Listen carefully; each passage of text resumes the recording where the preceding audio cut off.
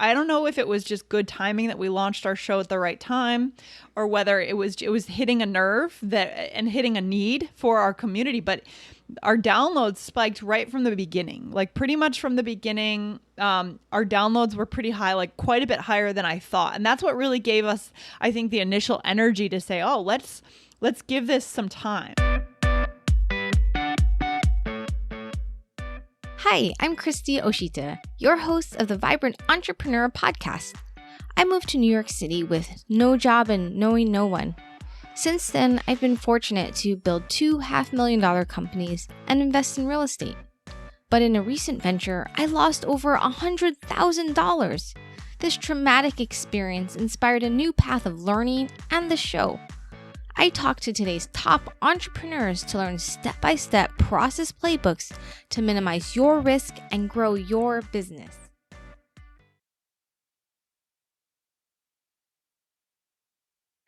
Hey everyone, I'm here with Lindsay McMahon. Lindsay is actually a really, really good friend of mine. I haven't told her, but I consider one of my best friends. Christy, that's really sweet of you. And we've known each other for a long time. When I kind of first just moved to New York City, oh my gosh, 10 years ago? Mm-hmm. Yep. If not more. And we were both teaching tennis at Sutton East Tennis Club. Totally just friends as a tennis on a tennis teaching job thing, and then Lindsay went off to do a lot of adventures. She traveled a lot. I know you went to South America. Right. You learned Spanish. Yes. Yes. It's amazing. And then I went off to start a tennis school, but we kept in touch, and then we also connected over meditation. Yeah. Which was cool. Yeah. And then we connected, and then we just blew up where we were talking about our businesses. And now she's an amazingly successful, just blows my mind, her tenacity and what she's done with a specific product, which is All Ears English. Her website's amazing. I was just looking at it. So she's had an amazing journey, very adventurous, very down to earth. And always been excited to just hear a lot of the points in your journey, Lindsay, that helped you get past those tough moments as an entrepreneur. Yes. So if you don't mind, I'm going to ask you a few questions that you have to answer all of them. That's the rules of this area. Absolutely. No, Christy. Yeah, no, I think it's just to start off. Thanks for having me on the show. I'm excited to be here, helping you launch this awesome show here. And I think it's so cool that our lives have intersected in so many different ways, through tennis initially, like you said, and then through meditation and spiritual practice. And then through business, it seems like we've just kind of woven in and out of intersecting in that way. It's been kind of cool. Over the last, I guess, 10 to 12 years or something like that. 10 to 12 years. Yeah. It's been a long time. Yeah. So why don't we start off with this? Because the audience is going to be super intrigued by your business and how you started it. So maybe just tell me about what your business does. Yeah. What we do. Okay. Yeah. So our business is called All Ears English. And what we do is we teach English as a second language to adults all over the world. And the vision behind our brand is that we wanted to originally, even on day one, we wanted people to feel a sense of joy when they learn English. We felt like there was right now more of a sense of drudgery and dreading and grammar and, memorization, which is where a lot of adults came from when it comes to English learning as kids or as teenagers. So we wanted to give them a new feeling when they learn English. That's really where the brand started. Yeah. That's nice. I personally had a terrible time at learning Chinese. I'm terrible at it. Yeah. Just putting it out there. If I had your service in Chinese, I'd probably be better. So how do you attain that? What makes you make it more joyous? Yeah, I think it starts with, we started as a podcast. So we were kind of born in one medium, and that was as a podcast, not as a YouTube channel, not as a blog. It started with my interest in podcasting as a medium, because I was already a listener. And I thought to myself, wow, so back in, I think it was 2012 2013, I was listening to my favorite shows, walking around Cambridge, and I thought to myself, wow, what if I could start a podcast? And so at the time, I contacted a friend of mine who was also an ESL teacher and reached out and asked her if she'd like to start one together. And she was all in and excited. And so we just hit the ground running, plugged in a microphone and started recording. And if you go back and listen to some of our original episodes, they are quite different from how they are today. But I think that the original vision is still carrying through the show after 1,200 something episodes. It's still there. So yeah. So how do we do it? Yeah. I mean, how do we do it? We do it because we love it. We love what we do. It's kind of like being on the microphone is like play for us. It's not like work. And of course, now the business has expanded to other mediums, right? We have a podcast, we have a YouTube channel, we have a blog, we have courses that we sell, we do live events, we do a number of things, but there is still the core vision, and it can be summed up in our slogan, which is connection, not perfection. And we believe that completely. And we want our listeners to feel that. So that's how we do it. That's how we bring that feeling to our community. Yeah, I really like the connection, not perfection. It's amazing. Yeah, thank you. So for like when you first started and you plugged in, and it sounds really casual, like at what point did you feel like this was a real business? Yeah, you know what? It's so funny because I feel like this always happens in people's story. You know, I was building something else. I was building my other business, English and Culture. That was a tutoring company that I was running in New York and Boston. And I thought that was going to be the one that was going to be my big thing. And this was kind of just a fun side project. But what we did notice with my original co-host in those first few months, I don't know if it was just good timing that we launched our show at the right time, or whether it was hitting a nerve and hitting a need for our community. But our downloads spiked right from the beginning. Like pretty much from the beginning, our downloads were pretty high, like quite a bit higher than I thought. And that's what really gave us, I think, the initial energy to say, oh, let's give this some time. It was still obviously not even close to it was still just like a weekend side project for us. I would go over to my co-host's house here in Cambridge, and we would sit there and like record 16 episodes on a Saturday. I mean, it was a hustle, but we stayed dedicated to it. We said, look, we're going to publish 4 episodes a week, ongoing until we decide that this is what we want to do or not. And it's never stopped. We've always published 4 episodes a week since then. Oh, wow. Yeah. So I think it was just a feeling like, wow, maybe we have something here, because we started to get emails from listeners who said, hey, I love your show. It feels different from other ways that I've learned in the past. And we thought maybe we've hit a nerve here, you know? Mm-hmm. Yeah. Yeah. What about before you started recording? Because it sounds easy to record, but what about, did you face any fears of, what if we don't deliver good content? What if we put all this time in and no one listens to it? Yeah. Or we say something embarrassing? Did you deal with any fears? Yeah, I had a little bit of that, but to be honest, I think it helped me a lot having a co-host in the beginning, because we were like accountable to each other. And that particular co-host is no longer a part of the business. She ended up leaving after the first year, and now we have other co-hosts that we've brought on. But in the very beginning, when it came to recording the first 100 episodes, we kind of needed each other to sit down and be like, hey, we've planned to record 16 episodes today. We don't have time to think about being nervous. We just need to turn on the microphone and record something. And in the beginning, the episodes were a little shorter than they are now. They were literally like 5 to 10 minutes. Now they're averaging 15 minutes, 15 to 20 for each episode. But we just had 16 episodes to get done, and there wasn't a lot of time to think about being nervous, to be honest. Okay. Yeah. I like that tip. Really just kind of do it in a way where you don't have time to be nervous, or you just have to do it. Yeah. And there was a little bit of embarrassment when I listened to the episodes again, but I don't know. I guess maybe I'm not remembering it as much now. And that's the trouble with kind of when you talk to someone that's further down the line, it's like we don't always remember everything we went through at that time. You know what I mean? Yeah. But I think it was really just about getting that feedback initially from listeners saying, hey, I really like your show. This is cool. Like, what is this? This is cool. So that I focused on that, Nice. Yeah. Yeah, and how about if someone was thinking about starting their own podcast, they Mm. thought, well, that sounds really complicated or expensive, and you Hmm. need expensive audio equipment. No.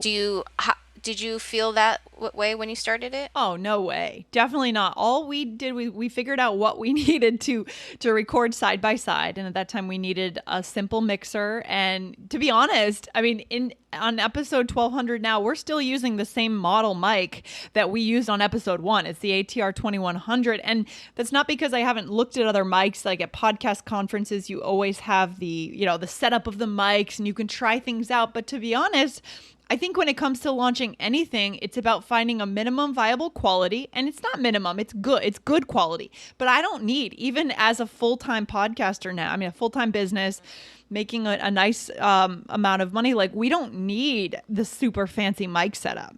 You don't need it. I mean, that's not something that should let people delay. Definitely not. Yeah. You know? Okay. Yeah. So if someone was like had $150, they could get they just really need a computer. Maybe you recommend the ATR 2100. Yeah. And then I think what software program do you use to record? So it's so simple. I mean, I think the ATR 2100 is available on Amazon, I think around 85 or $90. So you could get that Nice. for less than 100. We use Audacity, which is a free recorder. And you have it on your computer now too, Christy, right? And then we do have a great audio editor, and that is something that's important because we provide our listeners with these 4 episodes a week, and they count on us, right? I mean, in order to become part of someone's daily habit, you kind of need to be there more than a few days a week, right? And so our editor Gaspar, I'm so thankful to him because he is so consistent. Occasionally makes a mistake, but it's rare. And so you kind of need the team behind it, right? You need the team that you can count on, that you can send the files to every week and say, here are the files, and those are coming back to you. So if you're looking for an editor or a team, keep looking if people are not reliable, because that is also part of your end product. It's not just you and the mic. Mm-hmm. And where do you find maybe an audio editor? Yeah, I mean, I found my editor on Upwork, so that was great. But that's turned out great for us. I think, but I think Okay. there are other sites, I'm sure, let's see, what was it? Freelancer.com. I don't know if that site is still active or not. There may be other sites just dedicated to podcast editors, but I'm sure there are more and more podcast editors now that podcasting is becoming more hot. Okay. And would they just use Audacity? Like, do they need special equipment? And about how much do you think it would cost to Uh, edit per audio? it Let's say a depends. 30-minute one. I don't know. Like it just depends on, the freelancer's rate. And what I recommend you guys do is just put up a job and say, I'm looking for an audio editor, and tell them what you want to do, what you want to send them, how often, and when you're going to need them every week. Back the files, the edited files. I think it can range from, $5 or $10 an hour to probably $50 an hour, depending on who you're hiring, where they are in the world. So there's a huge range, but just post a job and see what you get as replies. Ask to look at some of the work they've done before. But yeah, just keep in mind that it's not just the podcaster, right? It's the whole team behind the podcaster. That could potentially just be you and your editor, but you need reliability in your team. Yeah, I see. Yeah, that's really good.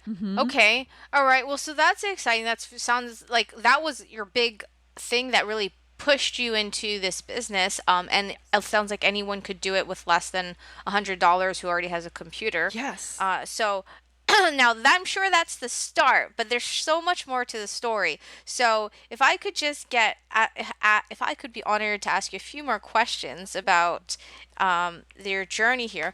To me, I guess I know, like, what were the major milestones in getting you from, I think you were a sponsored show, and then you were now you have a course. Yeah. What were the major milestones, and how long did it take you to get to that point? Yeah. So I would say, I mean, the first milestone was starting for sure. Yes. And then I think 1 year in was about the time where my co-host decided to leave the business and I decided to continue it. I said, no, we have something here. This is not just going to fade away. We have something special. And I just could feel it. So I said, no, we're going to continue this business. I'm going to hire my co-hosts. So at that time, I brought on my wonderful co-hosts that are still with me, Michelle and Jessica.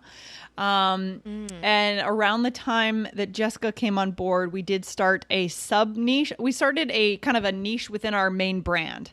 So there's an exam called IELTS, International English Language Testing Service.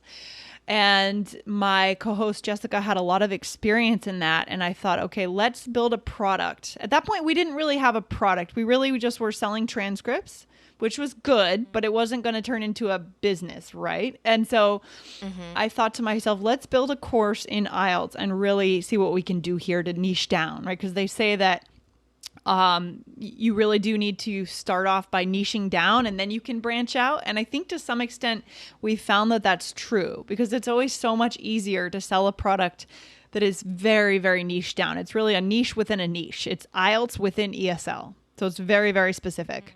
But we worked hard. We started a new podcast called IELTS Energy. So now we've got two of them, two podcasts, and started and built the course. Took us about 5-6 months to build the course, launch it. Started really slow, but it's grown over the years for sure. And we have a lot of visions for it for the future. Still, we're just getting, it feels like we're just getting started with it. But that was the next big milestone, was building that first big course. And then from there, we've built other courses and recently started an app. So expanding into all sorts of different price points for our listeners and ways to solve our listeners' problems. Yeah. Yeah, it's big.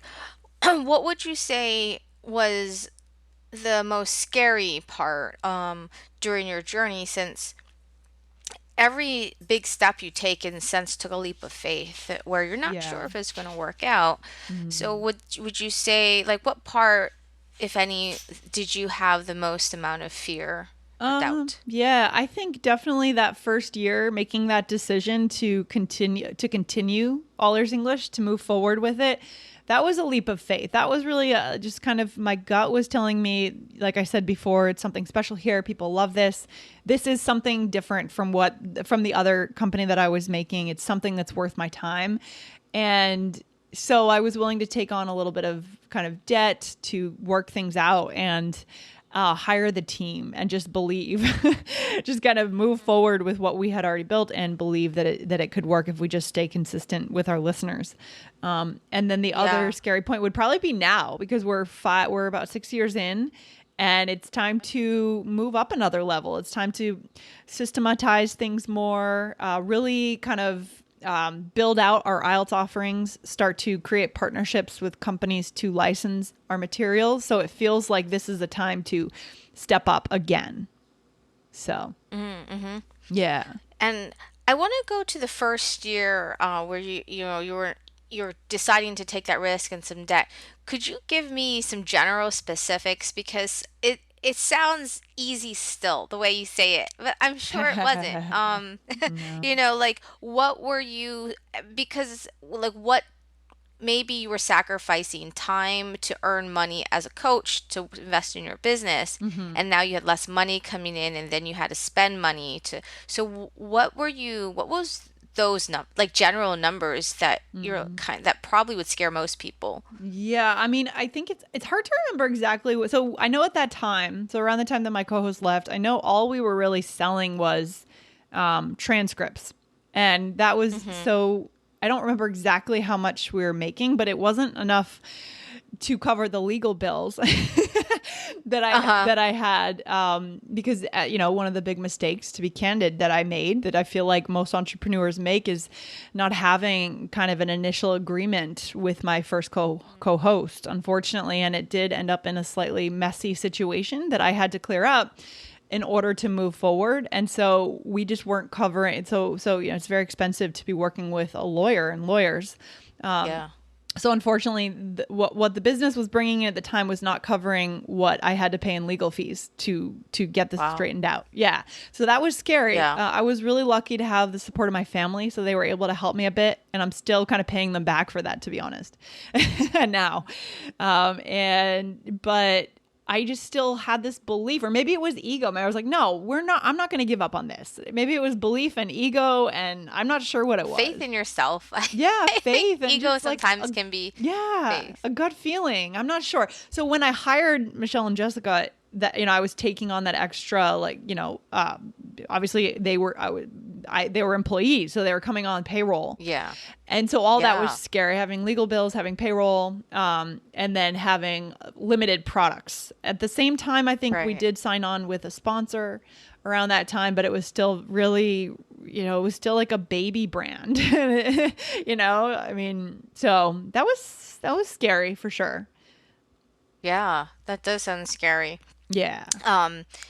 And how much? I mean, I've heard people get paid a lot for sponsorships and then maybe not that much, like literally, $50 or $100. Like, what have you seen as people getting paid for sponsorships for their podcast? So it really depends on your industry, because there are certain standards in the sponsorship industry. Well, first of all, I know that they say there's like a magic number at which you can start looking for podcasts. And I think they say it's like 5,000 downloads on an episode after 30 days or something in that range. So definitely I would not recommend that anyone seek out sponsorships until you have a nice audience. An audience that's loyal to you and that trusts you, and that you understand enough to understand who your sponsors should be. That's the first thing. So we didn't even think about taking on sponsors until that first year, a full year of podcasting 4 days a week, Wow. 4 days a week. Okay. Yeah. So sponsorship is definitely not a first thing that people should think about. Think about consistently providing good content and just being ruthless about being dedicated and answering questions if that's your model of your show. And then in terms of, there are CPMs, there's like cost per impression rates, and you can look those up online. I don't know them off the top of my head. But in our industry, the people that we worked with did not go by those numbers. I can tell you that. So we had our own world of negotiating. And at some point we did kind of hit a cap of what we thought the space was worth and what our sponsors were able to pay. I mean, our field is a little different. ESL is selling to students all over the world with different economic situations. So we reached a point where we decided, at least for now, that it's worth more for us to use that airtime to promote our own products than it is to send our listeners somewhere else. But there was a good solid, 4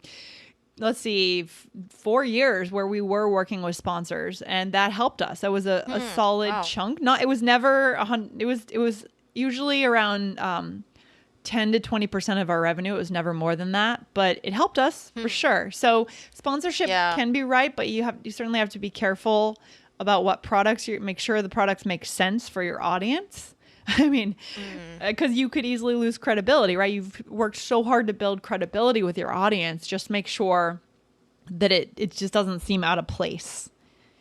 Yeah, I see. Yeah. Okay.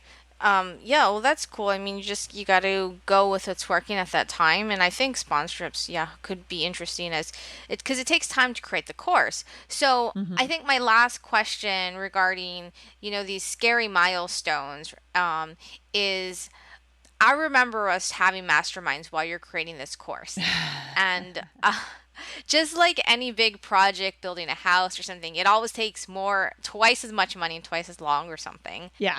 And it's really scary because I know you're paying people, and, Yes. and you're sacrificing your time. So how did that experience go for you, and how afraid were you that you would put all this money and time into this? And how long did you spend on it? Yeah, so good question. I mean, that's also a very scary time when yeah. So we started building that course, I think January of 2015, and we launched it in May of 2015. So Yeah, I think we probably estimated March for a launch, and of course it was May. And that, you're right, Chrissy, that always happens. It's always twice the amount of time and more expensive than you imagine. And Yeah. yeah, it was scary. I mean, I was paying our staff just hourly, so I was taking on all the risk. And but I think that's kind of part of the game, right? I mean, if you're building an asset that's going to be an asset of your company's, that's kind of what you do as a company, right? You front the risk, and I don't mind risk. I think risk can be kind of fun sometimes because it's a little bit of a gamble, like what's going to happen. But I did do some research, obviously, into our market of who would be buying this course, and I decided that it was a good bet. You know, the IELTS exam is on the rise in terms of where it's being offered. It's offered twice a month in every country in the world. Thousands and millions of students are taking this exam. So the market's huge. And I knew that my colleague, Jessica, had the best expertise in the IELTS world. So I had a couple of things that I could be sure about. And it was just, so the big question is like, can we market it? It always comes down to a marketing thing, right? Because you have the expertise on your team. You know there's a market need. And the missing gap is, can your podcast or can your YouTube channel actually market this and give it the visibility and the conversion that it deserves? So that was the missing piece. So we launched it in May of 2015. And of course it was slow. I think we got like 6 sales that launch day. But let me tell you, like, it was pretty cool to launch that and see that first sale come in, because it was my first time. The transcripts were something we had been doing before, but not including that, it was the first time, you see that sale come in, the login goes out to the student and everything's taken care of. You don't have to do anything other than let them in the Facebook group. That was pretty cool. Yeah. So that sense of like feeling what that sort of passive-ish income feels like, right? It's never, I think passive income is kind of a myth, to be honest, but just that transaction felt good. So that was cool. And then, it's grown steadily over the years, but it was slow at first. I think we were bringing in like three students a week at first, and it was painful. It's like, what is going on? Like, where are the students? And now it's doing much better, and we're looking to build partnerships and licensing and all that stuff. But it's been a long road for sure. I mean, I don't know. I feel like when I was first launching this, I was listening to a lot of business podcasts, and especially people selling products to people in the US, like in the business space, talking about $20,000, $50,000 launches. That is only for one particular kind of business. I've never seen anything like that, to be honest. I mean, that is not the norm. And I think people should make sure that they don't have too high expectations, so that you can work with what you actually get, and like be proud of just launching and then building from there, because I feel like that model is not the norm. Yeah. I think it depends on the industry, and if they're, if the rehab course tells you can make $100,000, then you can sell it for 1,000, and it's those are unique industries. But most other things won't have the same price tags. Exactly. I mean, this concept of 1,000 true fans, right? Well, what's the price point on that? The idea is that, and I agree with the theory in some ways, 1,000 true fans, that, if you have 1,000 true fans that would miss you if you didn't publish, then that can support you monetarily. Well, how much are you charging for the product you're selling? Right. I mean, there's so many factors. I feel like that theory really glosses it over. That's true. So it's all about like your total market cap in a way, how much they're going to spend, and understand your industry. It sounded like you really got to know your industry before you started, and then you're able to pivot in different ways in these different ventures in your app. Sounds really cool. Since I know we don't have a lot of time, I think I'm going to have you on the show again. You have to tell me about the app, which is, of course, everyone's like, an app. Oh, that's so cool. And I know you went through a lot of stuff. Sure. So what would be, sorry, just kidding. I need to reject this call. 1 second. How do I stop it? Oh, right now. Okay. Sorry. And I still hear it. Okay. Yeah, we're here. Sorry. No problem. I'm trying to figure out how to stop this call from coming in. Uh-oh. Oh, there we go. Oh, okay. There's a call. Okay. So, yeah, just to wrap up on what we covered today, some major milestones and fears that you had, what would be like your biggest advice to someone who's starting out their own business or publishing business, to get them through those scary milestones? Yeah. I think the biggest thing is, content marketing, whether it's podcasting or YouTube videos or blogging, whatever it is, it's a long road and it's hard work, right? It's really hard work. Like, I think right now we're in like a podcasting renaissance where it seems so glamorous, but to be honest, it's really just hard work. So look at your industry, decide what you think is being done kind of wrong in your industry and what it means to you. Like, whatever you offer, think about what your unique take is on it. Like I said before, for us, it's the connection, not perfection, because that resonates personally with me. And I think with my co-hosts, it does too. So make sure that you have an angle on that is going to stand out in your field and resonates with you as a person. Because I think business right now is in a place where your customers, they want to know you as a person, right? They're going to want to know, why do you care about this idea of whatever it is? For us, it's connection in language learning, language speaking. So kind of start to formulate that. And so that will make it personal. And when it's personal, it doesn't feel as much like work. There has to be something about what you're doing that is more than just kind of the hard work of turning on the microphone, however number of times you record every week. Does that make sense? Mm-hmm. Yeah.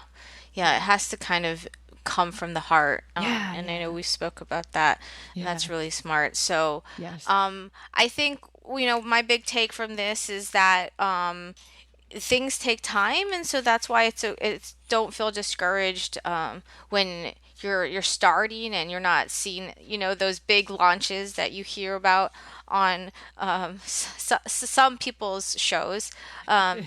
So, Yeah. you've been doing this for 6 years, and I mean, when we keep in touch, it doesn't seem like it's been a long time, and you have so much success, but it has been. You've been doing this for a really long time. So I love that. It's encouraging to me. So thanks for sharing these inspiring stories with me and us. Absolutely. Chrissy, I'm inspired by your work too as an entrepreneur out in the world. And, I love that we're able to talk every couple of weeks and support each other in our little endeavors here. So, yeah, thanks Yeah. for having me on the show. It's been fun. Anytime. Thanks again. And we'll have to have you on the show again. So you'll hear from Lindsay again. So thanks everyone for tuning in, and thanks Lindsay again. Sounds good. Talk to you soon, Christy. Bye. Talk to you soon. Thanks. Bye. Thank you so much for tuning in. Since we are in startup mode, I have one favor. Besides subscribing via the subscribe button, could you leave a review on iTunes? It would mean the world to me. And if you email me your submitted review, I will give you a special freebie.